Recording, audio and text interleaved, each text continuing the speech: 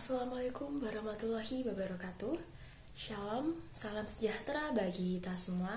Om Swastiastu, Namo Buddhaya, salam kebajikan. Nah, kali ini saya akan membahas mengenai suatu topik, yaitu kebersihan. Sebelum lanjut ke topik kita kali ini, saya akan memperkenalkan diri saya dahulu. Karena kata pepatah, tak kenal maka tak sayang. Oke, langsung saja. Perkenalkan, nama saya Fernida Indri Sentosa. Asal saya dari Madiun, Jawa Timur. Kesibukan saya kali ini adalah sebagai mahasiswi di salah satu perguruan tinggi swasta di Solo. Dan saat ini saya berdomisili di Solo, jadi rumah saya sekarang di Solo. Dan langsung saja kita lanjut ke topik kita pembahasan kali ini, yaitu mengenai kebersihan. Ngomong-ngomong nih, kenapa kebersihan itu cukup penting dan apa sih itu kebersihan? Banyak sekali orang-orang yang masih bertanya-tanya, kenapa kita harus bersih dan kenapa kita harus hidup sehat untuk bisa mendapatkan suatu fisik yang sehat juga. Padahal ada pepatah mengatakan bahwa kebersihan adalah sebagian dari iman. Sebelumnya, apa sih kebersihan itu? Kebersihan itu merupakan suatu hal atau keadaan diri atau suatu tempat yang jauh dari kata kotor. Dalam artian, kebersihan adalah suatu yang jauh dari debu, kuman, atau bakteri yang dapat menimbulkan kita sakit atau dapat menimbulkan suatu penyakit. Nah, kenapa kebersihan itu cukup penting? Hidup bersih itu sangatlah penting sekali. Karena dengan kita hidup bersih dan sehat, maka akan membuat jiwa raga kita pun akan hidup sehat dan bersih. Padahal hidup bersih dan sehat itu cukup mudah loh teman-teman.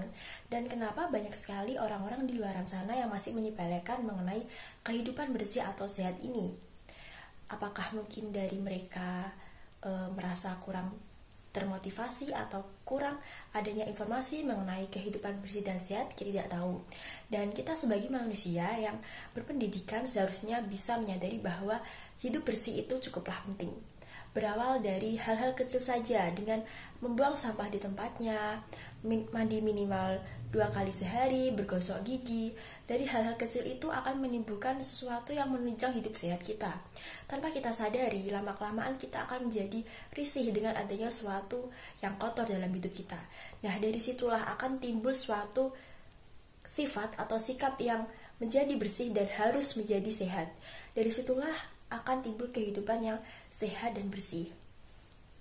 Oke, di sini saya sebagai mahasiswi kesehatan akan berbagi tips and trik bagaimana cara hidup bersih dan sehat. Dengan cara-cara yang simpel-simpel dahulu, seperti mencuci tangan dimanapun dan kapanpun dan saat memegang barang-barang milik orang lain. Kita diwajibkan untuk mencuci tangan dengan air mengalir dan sabun yang pastinya. Hal tersebut akan menunjang hidup bersih dan sehat kita. Apa yang kita makan menggunakan tangan yang masuk dalam diri kita itu dapat kita tidak tahu apa saja bakteri yang dikandungnya dan dapat menyebabkan penyakit apa. Maka mulailah dengan mencuci tangan dengan sabun dan air mengalir. Kemudian yang kedua yaitu mengkonsumsi makanan yang sehat dan bergizi seperti banyak vitamin, mineral, protein, dan gizi yang cukup dan seimbang. Dari situ kita akan ternutrisi dan gizi kita dalam tubuh kita ini akan menunjang kita untuk menjadi sehat. Dan yang ketiga adalah istirahat yang cukup. Istirahat yang cukup di siang hari itu sangat penting sekali, apalagi di sekarang ini kita yang banyak aktivitas, kerja, kuliah, dan dimanapun dan kapanpun, itu cukup sekali untuk istirahat minimal 3 jam di siang hari. Dan yang terakhir, tips and trick dari aku yaitu tetap mandi minimal 2 kali sehari, karena dari apa yang kita bawa dari luar, debu, bakteri, kuman, itu dapat menyebabkan sakit dalam diri kita.